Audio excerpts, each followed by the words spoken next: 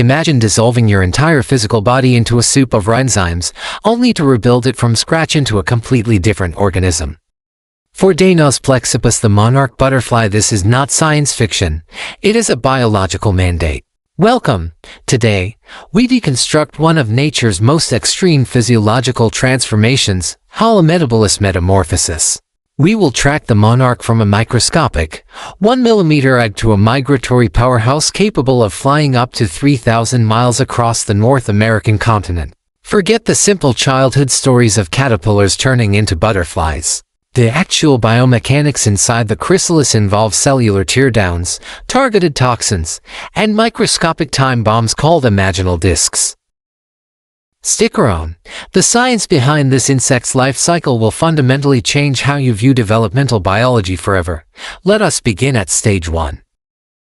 The cycle begins with a highly calculated real estate transaction. A female monarch evaluates a milkweed plant belonging to the genus Asclepias. She lands and drums her front legs against the leaf. She uses specialized chemoreceptors on her tarsi, her feet, to verify the plant's exact chemical signature.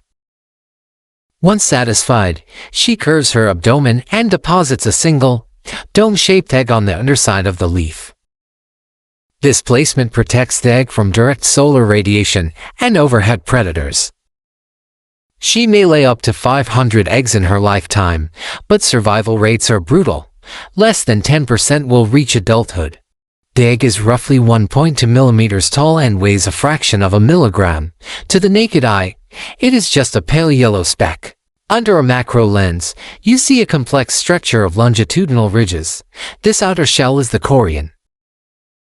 It is built to protect the developing embryo from desiccation. At the very top is a microscopic funnel called the micropyle, the exact point where fertilization occurred. Inside, a biological clock is ticking. The incubation period lasts just 3 to 5 days, strictly dictated by ambient temperature. As the embryo matures, the apex of the head turns dark. This is the black head capsule of the developing larva becoming visible through the translucent chorion. Stage 2 begins with a microscopic breach. The newly hatched larva, just 2 millimeters long, eats its way out. Its very first meal is the chorion itself. This shell provides critical structural proteins. Next, it turns its mandibles to the milkweed leaf. Milkweed contains cardenolides. These are potent cardiac glycosides. To most grazing mammals and birds, these compounds are highly toxic and induce cardiac arrest. The monarch caterpillar, however, has evolved a localized genetic mutation. It sequesters these toxins, storing them safely within its own tissues. This makes the insect highly impalatable. The caterpillar has a singular biological imperative: consume massive amounts of calories. Because its rigid exoskeleton cannot stretch, the caterpillar must molt to accommodate its rapid growth. This shedding process is hormonally driven and occurs into phases. First is apolysis, where the outer cuticle separates from the epidermis below.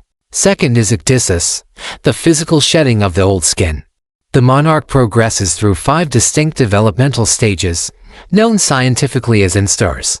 By the 5th instar, the caterpillar is a metabolic powerhouse. It displays striking aposematic coloration. The high contrast bands of yellow, black, and white serve as a stark visual warning to predators regarding its toxicity.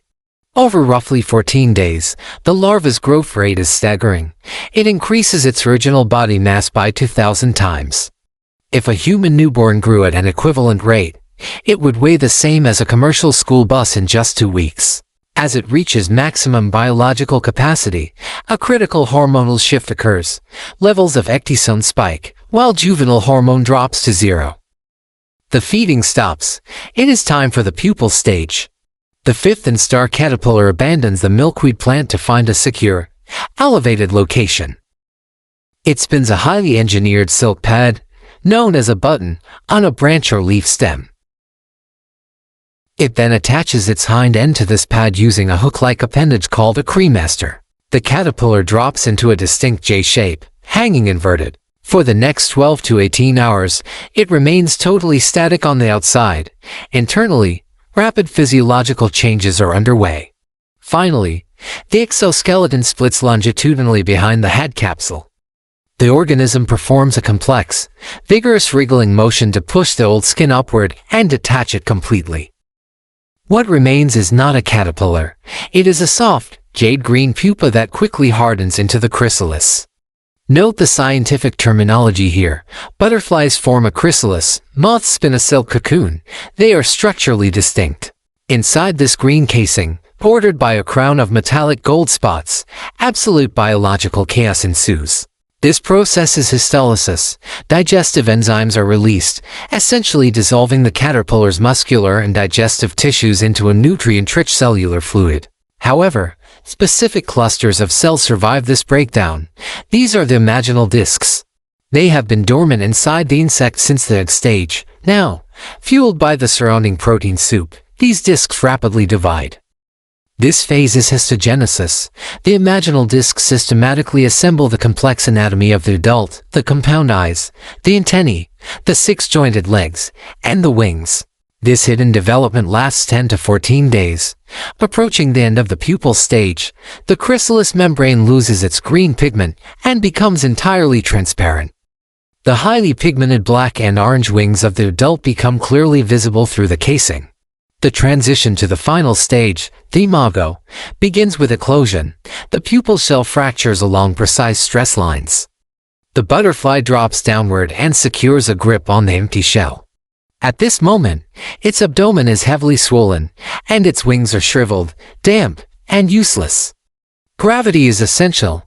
The butterfly immediately begins pumping hemolymph, the insect equivalent of blood, from its swollen abdomen directly into the vascular veins of its wings. This hydraulic pressure forces the wings to expand to their full size. The process takes roughly 20 to 30 minutes, but flight is still impossible. The wings are incredibly soft and must cure and harden in the ambient air for several hours. These wings are covered in thousands of microscopic, overlapping scales, ranged much like shingles on a roof. These scales not only provide the iconic orange and black pigmentation but also significantly improve aerodynamic efficiency. Simultaneously, the butterfly must assemble its mouthparts. It uses its front legs to zip together to separate halves of its proboscis, forming a single, functional tube. It will no longer chew solid plant matter. It will use this proboscis like a straw to siphon liquid nectar from flowers. Once fully cured, the adult takes its mate in flight.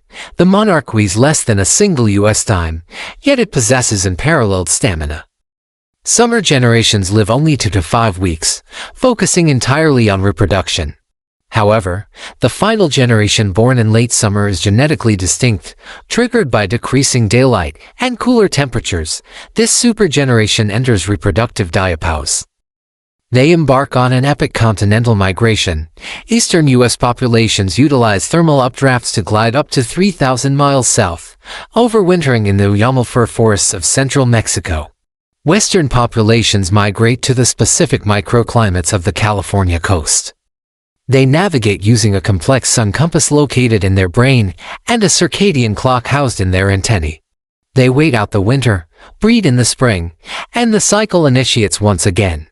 From a 1-millimeter egg to a biomechanical marvel traversing a continent, the monarch butterfly's life cycle is a masterclass in adaptation, efficiency, and endurance. Metamorphosis is not just a change in shape, it is a complete reinvention of life. Thank you for watching.